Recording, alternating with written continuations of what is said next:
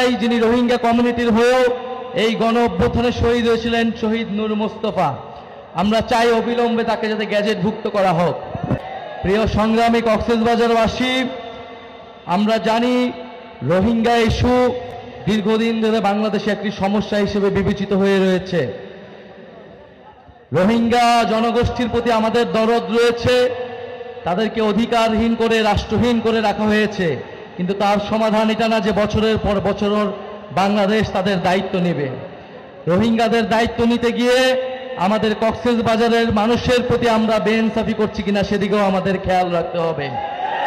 ফলে কক্সবাজারের মানুষ তাদের যাতে নিরাপত্তা, আইন শৃঙ্খলার বিঘ্ন না ঘটে, এই সব কিছু বিবেচনায় রোহিঙ্গাদের প্রত্যাবর্তনের জন্য অতি দ্রুত আমাদেরকে ব্যবস্থা নিতে হবে।